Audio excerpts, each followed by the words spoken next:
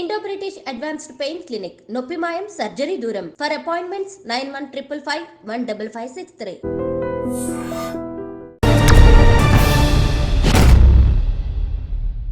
అందరికీ నమస్కారం and welcome to the point. మొన్న అల్లు అర్జున్ ఫిల్మ్ ఈవెంట్లో జరిగిన దుర్ఘటన ఇప్పటికీ కూడా చర్చనీయాంశం అవుతుంది. నటుడు Allu Arjun national film award winner అయినప్పటికీ కూడా అసలు ఎవరు ఖాతరు చేయకుండా చట్టం తన పని తాను చేసుకుపోతోంది. ఎఫ్ఐఆర్ నమోదైన విషయం తెలిసిందే. ఫ్యాన్స్ చాలామంది గగ్గోలు పెడుతున్నారు, సమర్థించే వాళ్ళు సమర్థిస్తున్నారు, తప్పు లేదంటున్నారు. కానీ ఇవాళ తెలిసిన చేదు వాస్తవం అంటే కొన్ని రోజులుగా నడుస్తున్న ఒక విషయం ఏంటంటే ఆ చిన్నారి పిల్లవాడికి బ్రెయిన్ డెడ్ అని డిక్లేర్ అవ్వడం, ఆ తర్వాత పరిణామాలు, ఆ ప్రాణం తిరిగి వస్తుందా అనే ఒక దిగ్భ్రాంతి, ఒక విధమైన బాధ అందరిలో మిగిలింది. సో ఇవాళ ఈ నేపథ్యంలో ఇప్పటికి కూడా మరి అల్లు అర్జున్ తను క్షమాపణ చెప్పాలని కొంతమంది భావిస్తున్నది అది వాస్తవమా, అది సమంజసమా? ఈ అంశాలపై మాట్లాడదాం. మనతో పాటు ప్రముఖ సోషల్ యాక్టివిస్ట్, అందరికీ సుపరిచితులు కృష్ణకుమార్ గారు ఉన్నారు. వారి అభిప్రాయాలు ఎప్పుడు చాలా లోతుగా విశ్లేషించి చెప్తారు కాబట్టి వారితో మాట్లాడదాం. నమస్కారం అండి. నమస్తే. అల్లు అర్జున్ గారి ఈ పుష్ప 2 సెలబ్రేషన్ ఎంత పైకి వెళ్ళిందో ఈ ఇష్యూ కూడా అంత పైకి వెళ్తున్న పరిస్థితి చూస్తున్నామండి. ఏం జరుగుతుంది మ్యామ్? అసలు ఇది ఎవరి చేతిలో లేకోకుండా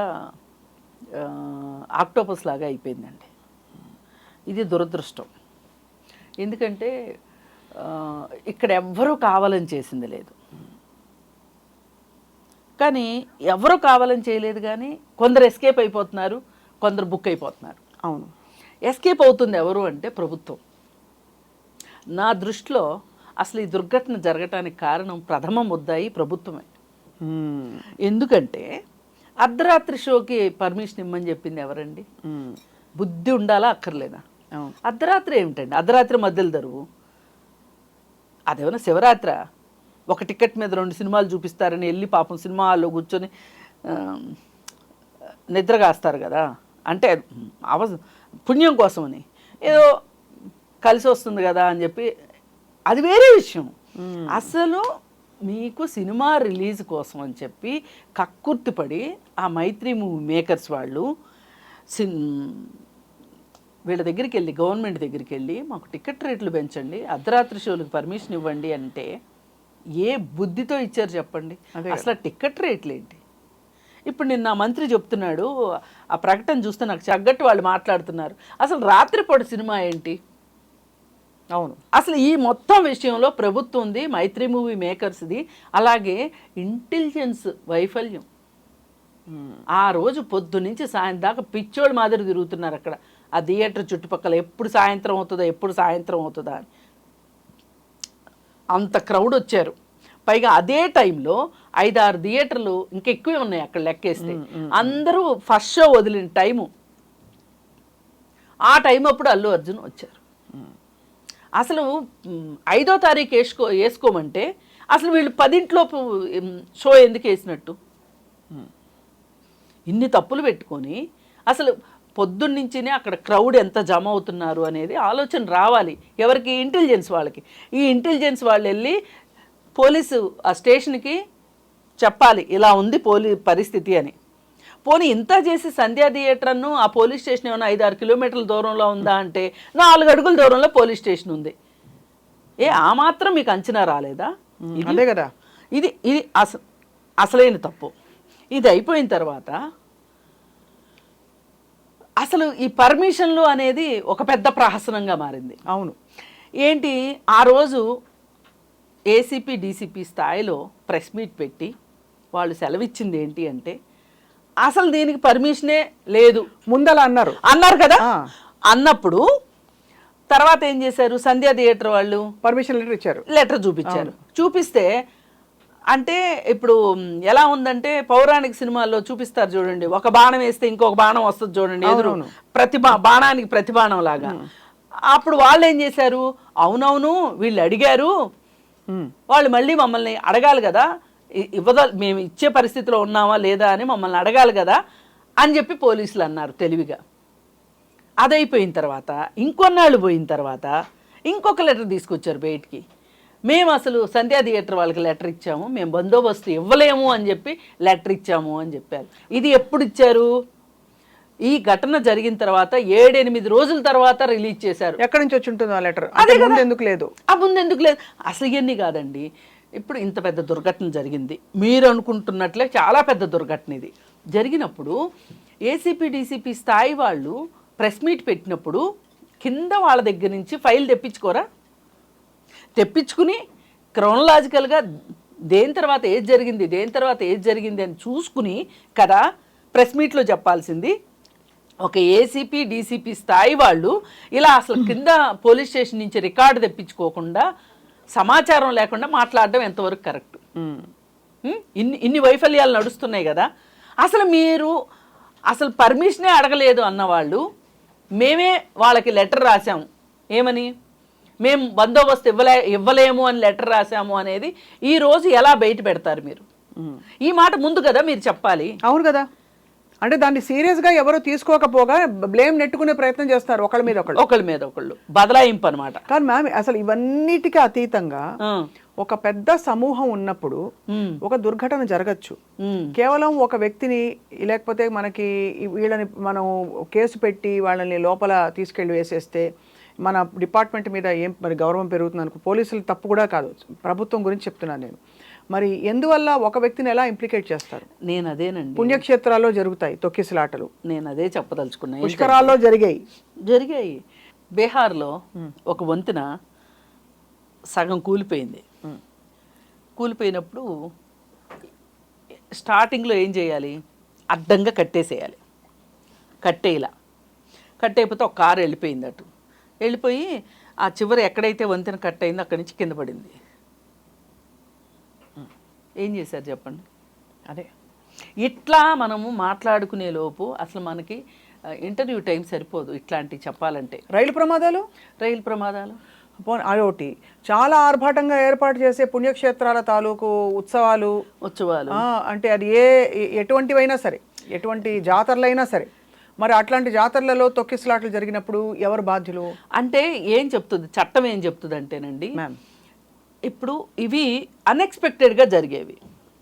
ఇప్పుడు యాక్సిడెంట్ ఉందనుకోండి, యాక్సిడెంట్లో మనకి చట్టం ఏం చెప్తుంది అంటే యాక్సిడెంట్ అనేది కావాలని చేసేది కాదు కాబట్టి వాళ్ళు ప్రయత్నపూర్వకంగా ఇష్టపూర్వకంగా చేయలేదు కాబట్టి దీని వెనక కుట్ర కథా కమామిషు ఏమీ లేదు కాబట్టి వీళ్ళు బెయిల్కి అర్హులు అని చెప్తుంది. ఇప్పుడు ఇక్కడ కూడా అంతే. అల్లు అర్జున్ ఊహించి వస్తాడా? ఇప్పుడు అల్లు అర్జున్కి రావద్దని చెప్పాము అని చెప్తున్నారు. ఆ అల్లు అర్జున్ని రావద్దని మీరు చెప్పండి అని వీళ్ళు లెటర్ ఇచ్చారంట పోలీసులు. ఎవరికి? సంధ్యా థియేటర్ వాళ్ళకి. సంధ్యా థియేటర్ వాళ్ళు అల్లు అర్జున్కి చెప్పారో లేదో మాకు తెలియదు అని చాలా సావధానంగా సమాధానం చెప్తున్నారు. ఈ మొత్తంలో అండి నాకు అర్థమైంది ఏంటి అంటే, వీళ్ళు ఒకటి డిసైడ్ అయిపోయారు. జరిగిన తర్వాత ఆ రేవతి మీద చాలా ప్రేమ ఉన్నట్లుగా వీళ్ళు కథలుగా చెప్తున్నారు, కానీ ఆ పిల్లవాడి గురించో చెప్తున్నారు. కానీ దానికంటే ముఖ్యంగా వీళ్ళకి కావాల్సింది ఏంటంటే ఈ విషయంగా ఈ సందర్భంగా ఒక పొలిటికల్ మైలేజ్ తీసుకోవాలనుకున్నారు. దాని వస్తుంది పొలిటికల్ మైలేజ్ అంటే అది ఎందుకు పొలిటికల్ మైలేజ్ ఏంటి అంటే, మేము చూడండి చట్టం ముందు అందరూ సమానలే, అల్లు అర్జున్ లాంటి స్టార్ని మేము అరెస్ట్ చేశాము, అదే మరి పొలిటికల్ మైలేజ్ అనుకున్నారు. పైగా ఈ మధ్యలో ఒక చిన్న ఉపకథ ఏంటి అంటే, కేటీఆర్ అల్లు అర్జున్కి సన్నిహితుడు కాదు, సపోర్టివ్గా అంటే ఈ విషయంలో సన్నిహితులని ట్విట్టర్లో పెట్టారని, ట్వీట్ చేశారని. అద్దుగో మా శత్రువుకి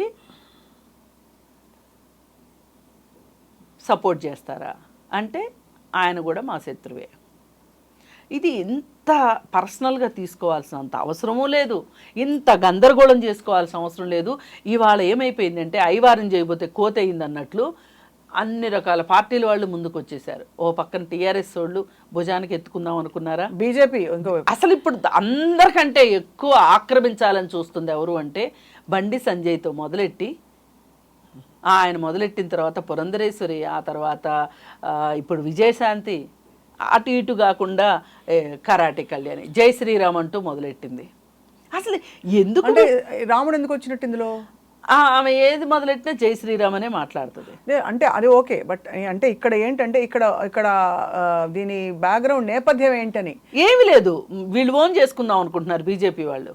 ఏంటి అల్లు అర్జున్ గారిని, అల్లు అర్జున్ని. ఇప్పుడు ఎందుకు రఘునందన్ రావు కూడా స్టేట్మెంట్ ఇచ్చాడుగా, అసలు అసలు అల్లు అర్జున్ అరెస్ట్ చేయాల్సిన విషయమే కాదు ఇది అని.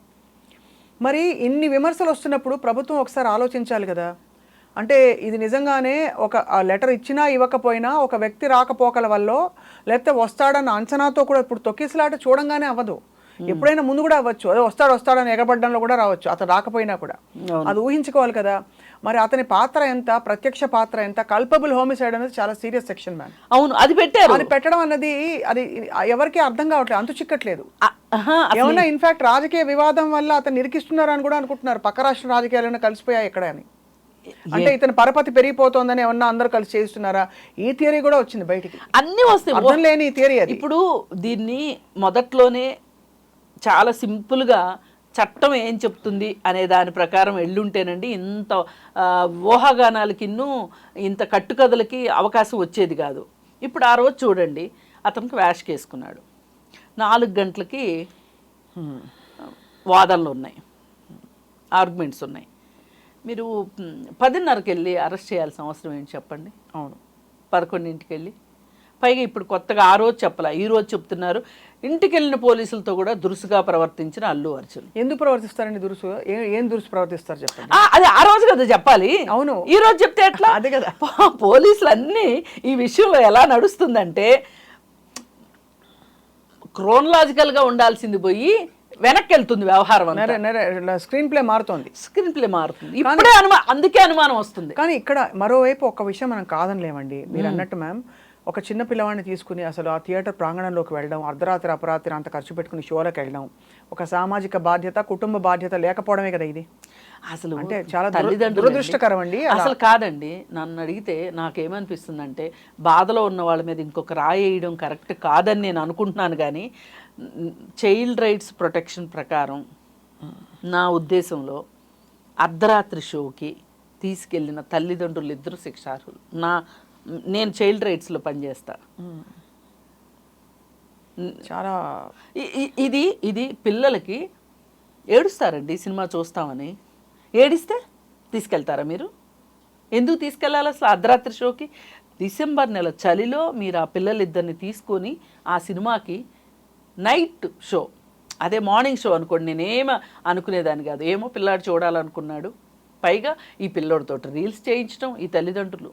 ఇవాళ సోషల్ మీడియా దరిద్రం గురించి ఎంత తక్కువ చెప్పుకుంటే అంత మంచిది. రీల్స్ ఆవిడ పుష్ప అని పిలిచేవాళ్ళంట. ఇప్పుడు అలాంటి వాళ్ళు మాట్లాడితే ఏమి ఈమెకి దయాదాక్షిణ్యం లేదు, ఇలా మాట్లాడుతుంది అంటారు. కానీ మనం ఆలోచించాల్సింది ఏంటి అంటే తల్లిదండ్రుల బాధ్యత ఏంటి ఇక్కడ? తల్లిదండ్రులు ఎవరిని ఇష్టపడుతున్నారు, పిల్లలు ఎవరిని ఇష్టపడుతుంటే వీళ్ళు సహకరిస్తున్నారు వాళ్ళకి. ఇంకా చేయండి. వాళ్ళు ఏమైనా భగత్ సింగ్ని ఇష్టపడ్డారా, లేకపోతే గాంధీ తాతని ఇష్టపడ్డారా, లేకపోతే ఇంకోళ్ళని ఇష్టపడ్డారా?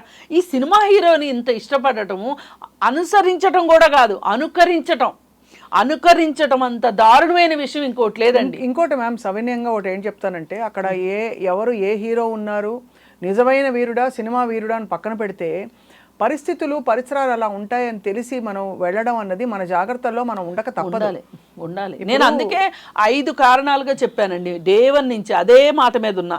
కాకపోతే 5వ కారణమే ఈ తల్లిదండ్రులను తీసుకుని వచ్చాను.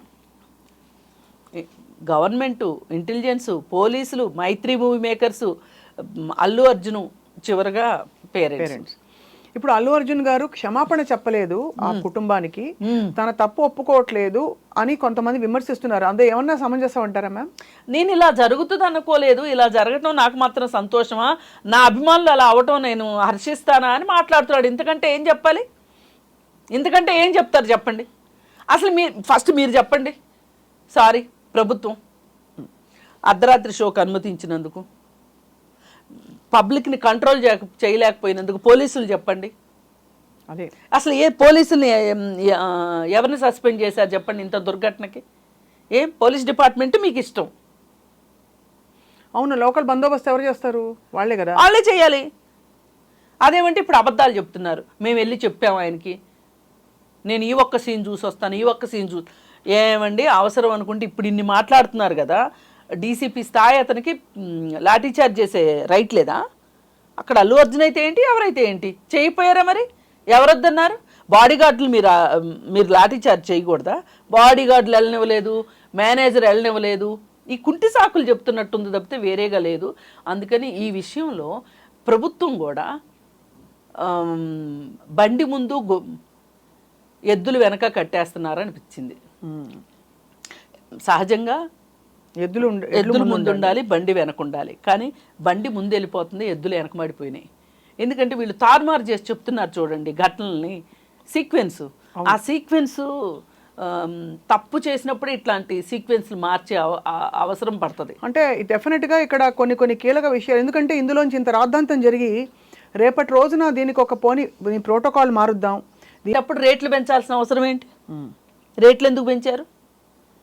ఇప్పుడు ఇదివరకటి రోజుల్లో కూడానండి, ఇవాళ ఇన్ని కోట్లు బడ్జెట్లు అనకపోయినా కానీ పాత రోజుల్లో కూడా చాలా బడ్జెట్ సినిమాలు ఉండేవి అక్కడక్కడ. అవి ఎన్ని రోజులు ఆడాయండి? ప్రేమాభిషేకం సినిమా ఎన్ని రోజులు ఆడింది? అవును, ఆ సినిమాలో సత్తా ఉంది, ఆడింది. మీకు కూడా సినిమాలో సత్తా ఉంటే ఆడించుకోండి, సంవత్సరం పాటు వెయిట్ చేయండి డబ్బులు వచ్చేదానికోసం. మీరు వెయిట్ చేయలేరు. ఈ రోజు డబ్బులు ఈ రోజు కావాలి మాకు.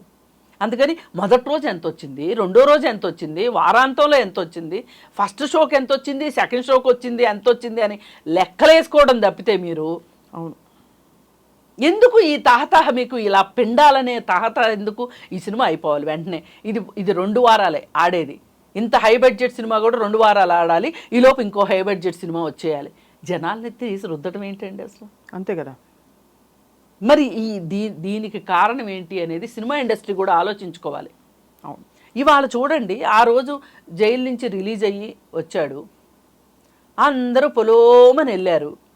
దాన్నేమో ఇదేదో పెద్ద గొప్ప వ్యవహారం లాగా అన్నట్లు ఆయన ఏదో గొప్ప పని కోసం జైలుకి వెళ్ళి వచ్చినోడికి మాదిరి అందరూ వెళ్ళి పరామర్శించారు. అదేమో లైవ్ పెట్టారు. అసలే కేటీఆర్ సమర్థించాడని ఒక కోపం ఉంది రేవంత్ రెడ్డి గారికి. మళ్ళీ లైవ్ పెట్టేసరికి అరే చట్టం అరెస్ట్ చేసిన మనిషి బెయిల్ తీసుకుని వస్తే ఇంతమంది వెళ్తారా అంటే వీళ్ళందరూ చట్టాన్ని తప్పుపడుతున్నారా అని ఆలోచిస్తున్నాడు ఆయన. అవును, ఆలోచిస్తున్నాడు. కానీ వాళ్ళు ఏదో సహానుభూతి కోసం వెళ్ళారు, పరామర్శించుకున్నారు, అది వాళ్ళ ఇష్టం అని వదిలేయచ్చు కదా. ఇక్కడండి ఏమవుతుందంటే ఈర్ష్య అసూయ నేను అనను కానీ భావావేశాలని కంట్రోల్ చేసుకోలేకపోతున్నారు. ఇమ్మీడియట్గా దీనికి సంబంధించి నాకు సమాధానం కావాలి అని కోరుకుంటున్నారు మనుషులు. అంతే, ఆ కోరుకోవటంలోనే ఇలాంటి తప్పులు జరుగుతున్నాయి. ఇప్పుడు వీళ్ళందరూ వెళ్ళిపోయారు పొలోమని. ఇవాళ మాట్లాడరు ఏంటండి ఎవరు? మరి ఇంత జరుగుతుంటే ఆయన కన్ను పోయిందా, కాలు పోయిందా, కిడ్నీ పోయిందా అని మాట్లాడుతుంటే మరి సినిమా వాళ్ళు ఎవరు మాట్లాడరేంటి? అంతే కదా, మాట్లాడాలిగా. మొన్నేమో కన్వీనియంట్గా ఉందని ఇంటికి వెళ్ళి పలకరించి వస్తారా? అటు మీకు అల్లు అర్జును కావాలి, ఇటు రేవంత్ రెడ్డి గారు కావాలి. ఇప్పుడు మీది ఒక ఇండస్ట్రీ అనుకున్నప్పుడు, మీదంతా ఒక కుటుంబం అనుకున్నప్పుడు ఎందుకు ఎవరు ఏం మాట్లాడట్లేదు అసలు? అంతే కదా. ఎక్కడో నాబొట్టోళ్ళు మాట్లాడినంత కూడా మీరు మాట్లాడట్లేదు ఏంటి అసలు నిజానికి నాకేంటి సంబంధం దీంట్లో? మనం ఎందుకు పాయింట్ టు పాయింట్ మాట్లాడుతున్నాం? ఈ మాత్రం పాయింట్లు వాళ్ళకి తెలియక అనుకుంటున్నారా? అన్నీ తెలుసు, అంతా తెలుసు, తెలిసే చేస్తున్నారు. మరి దీనికి మరి సుఖాంతం అవుతుంది కథ అని అనుకోవచ్చా? ఎందుకంటే జరగవలసిన డ్యామేజ్ అంటే ఘోరంగా జరిగిపోయిందండి. ఒక కుటుంబం అతలాకుతలం అయిపోయింది. ఈ ఒక అవును, ఆల్మోస్ట్ ఇంత జరుగుతున్న అనుకోకుండా ఇప్పుడు ఆ కుటుంబంలో తండ్రి కూతురు మిగిలారు. ఆ తండ్రి ఆరోగ్యం కూడా అంతంత మాత్రం. ఇప్పుడు వీళ్ళు చెప్పే ఈ డబ్బులు ఇవన్నీ కూడా ఎంతవరకు అండి? డబ్బుంటే కొండ మీద కోతి దిగి వస్తా అంటారు కానీ ప్రేమాప్యాయతలు అయితే రావు కదా. తల్లి లేదు, తల్లి లేకుండా అయిపోయింది. అది నిజమైన విషాదము. సరే, ఏది జరిగినా కానీ ఏమీ లేని వాళ్ళకి దేవుడే దిక్కు అన్నట్లు జరుగుతుంది. అసలు ఈ కేసు ఇప్పుడు వాళ్ళకి ఏంటంటే ఆర్థిక మద్దతు కూడా దొరికింది ఒక రకంగా. ఆయన కోమటిరెడ్డి వెంకటరెడ్డి గారు వాళ్ళ అబ్బాయి ట్రస్ట్ తరఫున ఆయన 25 లక్షలు ఇస్తా అన్నారు. అలాగే గవర్నమెంట్ ఒక 25 లక్షలు ఇచ్చింది. అలాగే ఈ ఫౌండేషన్ నుంచి మేము 2 కోట్లు ఇస్తామని చెప్పి 2 కోట్లతోటి ఫౌండేషన్ ఏర్పాటు చేస్తున్నాం అన్నారు. ఎలా చేస్తున్నారు, ఏం చేస్తున్నారు అనేది వేచి చూడాలి. వీళ్ళు చేస్తానంటున్నారు. సరే ఆర్థికంగా అయితే ఏమీ ఇబ్బంది లేదు, కానీ మనిషి లేని కొరతే. అది ఎవరు ఏమి చేయలేదు. ఎవ్వరూ ఏమీ చేయలేదు. ఇప్పుడు అల్లు అర్జున్ గారు ఏం చేయాలంటారు? అంటే ఇదంతా తప్పకుండా ఆయన అంటే ఎవరు ఊహించని విధంగా జరిగిన దుర్ఘటన ఇది. కానీ ఆయన చెప్పేది దిగ్భ్రాంతి వ్యక్తపరిచారు. ఇంకా ఏం చేయాలని మీ అభిప్రాయం? ఏం చేయాలంటేనండి, డే 1న ఆయన వచ్చినట్టు కూడా ఎవరికీ తెలియకోకుండా వెళ్ళి రేవతిని చూసొచ్చి ఉండాల్సిందే మృతదేహాన్ని. ఇప్పుడు సడన్గా వెళ్తే ఎవరికి తెలుస్తుందండి? అలా కాదు మేడం, ప్రాబ్లం చెప్తాను. ఏం కాదండి, ఏం కాదు. అలా కాదు, ఒకటే అడుగుతాను. లేదు, ఆయన వెళ్ళలేదు. ఊరికే సినిమా దానికోసం వెళ్ళినందుకు జరిగిన ఒక పెద్ద తొక్కిసలాటలో ఒక కుటుంబం ఇలా అయిపోయింది. లేదు, దారుణం జరిగింది. అల్లు అర్జున్ వెళ్ళక్కర్లేదు. అల్లు అరవింద్ ఎందుకు వెళ్ళలేదండి? రేవతి మృతదేహాన్ని చూడటానికి వెళ్ళాలా? అంటే వీళ్ళ వైపు నుంచి కూడా వీళ్ళు ఒక రకమైన ఉక్కిరి బిక్కిరిలో ఉన్నారు. వీళ్ళు కూడా, ఈ ఫ్యామిలీ కూడా కొన్ని తప్పులు చేస్తున్నారు వాళ్ళు కూడా. అలా కాకుండా 25 లక్షలు ఇస్తాము అని చెప్పారు. చెప్పినప్పుడు కోమటిరెడ్డి వెంకటరెడ్డి గారు అసెంబ్లీలో ప్రకటించారో లేదో వెంటనే వెళ్ళిపోయి ఇచ్చేశారు. మీరు ప్రకటించినప్పుడు మీ మేనేజర్నో లేకపోతే అల్లు అరవింద్ గారో వెళ్ళి ఆ 25 లక్షలు చెక్ ఇచ్చేస్తే ఏమైపోయేది? మీకున్న కోట్ల డబ్బుల్లో ఇది పెద్ద విషయం కాదు. ఒక 25 లక్షలు ఒక పెద్ద విషయం కాదండి. అంటే ఒక విధమైన ఎక్కడ ఏది కదిలితే ఏది పొరపాటు జరుగుతుందనే ఒక ఒక ఒక ఏమంటారు, ఒక డౌట్లో, ఒక మీమాంసలో అందరూ తప్పటడుగులు వేశారు. లేదండి, ఇలాంటప్పుడే సరిగా ఆలోచించాలండి. ఇప్పుడు థియేటర్ ఘటన ఎవ్వరూ కావాలని చేసింది కాదు, ఎవ్వరు స్క్రీన్ ప్లే ప్రకారం చేసింది కాదు, అది అనుకోకుండా జరిగింది. కానీ ఇప్పుడు జరిగేవి మన చెప్పు చేతల్లో ఉంటాయి. ఇప్పుడు అల్లు అర్జున్కి ఒక రకమైన దిగ్భ్రాంతిలోకి వెళ్ళిపోయాడు, కాదనము. మరి అరవింద్ గారు చాలా తెలివైన ఆయన, అదే కొంచెం ఆలోచించాలి కదా. ఆలోచించుంటే ఇలాంటివి కొన్ని పొరపాట్లు జరిగినాయి. మొన్న గావన్స్ హాస్పిటల్కి వెళ్ళి చూసొచ్చారు. ఇప్పుడు సినిమా ఇండస్ట్రీ నుంచి ఎవ్వరూ వెళ్ళలేదు అని చెప్పి రేవంత్ రెడ్డి గారు చాలా బాధపడిపోతే జగపతి బాబు గారు చెప్పారు, నేను ప్రచారం ఇచ్చుకోలేదు కానీ నేను వెళ్ళి చూసొచ్చాను అని. ఇలా ఎంతమందో వెళ్ళి చూసొచ్చి ఉండొచ్చు. ఇప్పుడు ఆయన ఏదో ప్రకటన చేశారు కానీ చేయకుండా ఉండున్నోళ్ళు ఉండుండొచ్చు. కానీ ఇండస్ట్రీ తరఫు నుంచి కూడా మూవీ ఆర్టిస్ట్ అసోసియేషన్ తరఫు నుంచి కానీ, లేతే డైరెక్టర్స్ అసోసియేషన్ నుంచి కావచ్చు, లేదు ప్రొడ్యూసర్స్ దీని నుంచి కానీ తలా ఒకళ్ళైనా వెళ్ళి అక్కడేంటి ఐసీయూలో ఉన్నాడు ఎవరిని రానివ్వు అన్నారు. కనీసం తండ్రినైనా కలిసి రావచ్చు కదా. రావచ్చు. అయితే ఇక్కడ ప్రాబ్లం ఏంటంటే చిన్న చిన్న సున్నితత్వాలు ఏంటంటే ఎవరు వెళ్తే ఎటువైపు ఉన్నట్టు ఒక భావన కలిగిపోతుందో అది మనకి. ఎందుకంటే తర్వాత ఉండే వాళ్ళందరూ సఖ్యతతో ఇండస్ట్రీలో ఉండాలి. ఈ మొహమాటాల కొద్దీ కొంతమంది వెళ్ళాలనుకున్నా వెళ్ళలేదు. ఇప్పుడు ఇవాళ ఏమైపోయిందంటే మేమేం సైడ్ తీసుకుంటే రేవంత్ రెడ్డి గారికి కోపం వస్తుంది, పొలిటికల్గా ఏం తీసుకుంటే అల్లు అర్జున్కి కోపం వస్తుందా, అరవింద్ అంటే ఆ సెన్సిటివిటీస్ ఉంటాయి కదా. నేనేమంటున్నానంటే అసలు అంత భయంతో ఎందుకండి బతుకులు? ఏం అంత అద్దాల మేడల్లో ఉండాలా? అదే అంత అద్దాల మేడల్లో ఉండాలా చెప్పండి? ఏం జీవితం అండి? ఇవాళ మనకి నచ్చింది మనం మాట్లాడలే అంటే వాక్ స్వాతంత్రాన్ని దుర్వినియోగం చేయమని కాదు, ఒక బాధని బాధగా ఫీల్ అయ్యి సహానుభూతిని చూపించడం కూడా పెద్ద విచిత్రమా? మనుషులు కదండి, కాకులు ఉన్నాయి చూడండి ఎంత సహానుభూతి చూపిస్తాయి. ఒక చోట ఫుడ్ ఉంది అంటే పిలిచి మరీ పెడతాయి కాకులు. ఒక కాకి చచ్చిపోతే ఎంత గోల చేస్తాయి అవి, కాకి గోల్ చేస్తాయి. మనం మనుషులు ఎందుకు అలా ఉండలేకపోతున్నాము? హాస్పిటల్కి వెళ్ళి చూసి రావడానికి భయం, మనకి బయట మాట్లాడడానికి భయం. ఎవరింట్లో వాళ్ళు చక్కగా తలుపులు బిగించుకుని ఊరుకున్నారండి. ఇలాంటప్పుడు గుర్తొస్తారు దాసనారాయణరావు గారు. ఆయన ఉండుంటే ఈ వ్యవహారం ఇక్కడ దాకా వచ్చేది కాదు. మంచి మాట చెప్పారు కృష్ణకుమార్ గారు. ఒక పెద్ద ఉండాలి తలుచుకోవడం, ఇవాళ ఇండస్ట్రీ ఒక పెద్ద ఉండాలి. అట్లాంటి ఆయన అందరినీ కలుపుకుని నడిపించుకుంటూ వెళ్ళేవాడు. ఈ పాటికి సీఎం దగ్గర వెళ్ళి కూర్చునేవాడు. ఏంటయ్యా మా అంటే ఇవన్నీ బయటికి రావాలని కాదు, ఆయన అలా చేయగల సమర్థుడు. చేసి మాట్లాడి చేసి ఉండేవాళ్ళు. అసలు ఇంకొకటి అండి, మనం ఆలోచించాల్సింది, మనము కొన్ని విషయాలు పరిగణలోకి తీసుకోవాల్సిన అవసరం ఉంది. వీళ్ళు కళాసేవ చేశారా చచ్చారా అనే మాట అంటారు కానీ ఇవాళ ఇండస్ట్రీ మొత్తం మీద తెలుగు ఇండస్ట్రీలో ఒక ఎన్టీఆర్, ఒక నాగేశ్వరరావు గారు, ఒక అల్లు రామలింగయ్య గారు, ఈ ముగ్గురే 3 జనరేషన్స్ ఇప్పుడు కొన్ని 4th జనరేషన్ కూడా వచ్చేసినాయి. ఒక రకంగా అల్లు అర్జున్ కూతురు కూడా చేసింది ఏదో చిన్న పాత్ర. శాకుంతలం. ఇప్పుడు ఇంత పరంపరగా ఉన్న కుటుంబాన్ని ఒక మాట అనే ముందు కొంచెం ఆలోచించుంటే బాగుండేది అనిపిస్తుంది. ఇంత హార్ష్ రియాక్షన్స్ రాజకీయాల్లో రాజకీయ నాయకుల మీద రాజకీయ నాయకులు ప్రతిదాడి చేసుకున్నట్లుంది. కానీ ఇక్కడ ఇది ఒక సున్నితమైన అంశం. ఈ అంశం మీదే ఇలా కాకుండా ఇంకొకలాగా స్పందించుంటే బాగుండేది అనే ఆలోచన ఎవరికీ రావట్లేదండి. బాగా మోటు మనుషులు అయిపోయారు ఇవాళ, మంచి మోటుగా ఆలోచిస్తున్నారు, వాస్తవాలు మాట్లాడుతున్నారు కృష్ణకుమార్ గారు. కానీ మొత్తం మీద మీరు అన్నది రైటేనండి. మొదటి రోజు నుంచే బహుశా స్పందన పరిస్థితి ప్రక్రియ డిఫరెంట్గా ఉండుంటే ఇంతవరకు వచ్చేది కాదు. కానీ మీరు అన్నట్టు గైడ్ చేసే మనుషులు లేరండి. లేరు, ఎందుకంటే ఎవరి మాట వినరు. అన్ని గ్రూపులు అయిపోయాయి కదండి ఇప్పుడు అందరూ. అదే కదా, మనుషులే గ్రూపులు. ఎంత అవునన్నా కాదన్నా ఇవాళ మెగా ఫ్యామిలీకి వేరే ఇంకొక సామాజిక వర్గానికి ఈ సామాజిక వర్గానికి మధ్యలో కొంచెం దూరం ఉంది అనేది మట్టుకు అర్థమైందండి.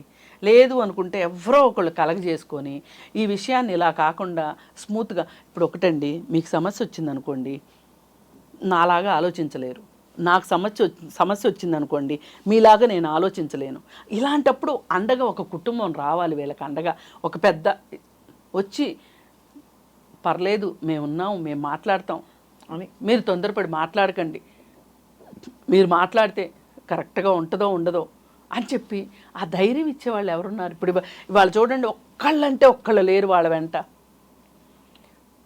కానీ మొత్తానికి కృష్ణకుమార్ గారు ఒక 3-4 చాలా మౌలిక ఆలోచింప చేసే పాయింట్లు చెప్పారు మీరు. ఒకటి టికెట్ల ధరల గురించి, అలాగే అర్ధరాత్రి షోల గురించి, అలాగే మానవ స్పందన, అంటే మనుషులుగా ముందు మనం స్పందించడం, మనం ఎవరు ఏమిటి, మన మీదకి ఏమొస్తుంది, ఇవన్నీ కాకుండా అది. 4వది అన్నిటికంటే కీలకం ఏమిటంటే అసలు కుటుంబాలు వాళ్ళ వ్యవస్థలో వాళ్ళ కుటుంబాలను కాపాడుకోవడానికి. ఇప్పుడు ఒక చోట జలుబు చేస్తుందంటే చలిలో ఉంటే తీసుకెళ్ళం పిల్లల్ని, అవును, ఐస్ క్రీమ్ పెట్టాం పిల్లలకి ఎంత అడిగితే కూడా. అలాగా ఇది కూడా చాలా కనీసం ఒక ఇదిగా ఆలోచించవలసింది ఆ కుటుంబం కూడా. అంటే వాళ్ళు చాలా కష్టంలో ఉన్నారు, మీరు అన్నట్టు వాళ్ళ మీద అనే హక్కు బహుశా మనకు లేదు. వేరే వాళ్ళు దీన్ని ఎగ్జాంపుల్ గా తీసుకోవాలి తప్పకుండా. ఇకపై డెఫినెట్ గా ఐ థింక్ తీసుకుంటారని అనుకుందాం ఆశాభావంతో. ఇది నిజంగా దీనికి ఒక సరైన పరిష్కారం రాకపోతే పెద్ద నవ్వుల పాలు అవుతామండి అందరం యాజ్ అ సొసైటీ. ఇంత జరిగాక కూడా రేవతి గారి కుటుంబానికి మరి ఎవరు భగవంతుడు ఏ విధమైన భరోసా ఊరటనిస్తాడు ముందు తప్పకుండా ఇవన్నీ సద్దుమణగాలని కోరుకుందాం. కృష్ణకుమార్ గారు చాలా లోతైన విశ్లేషణ అందించినందుకు మీకు ధన్యవాదాలు. నమస్కారం అండి.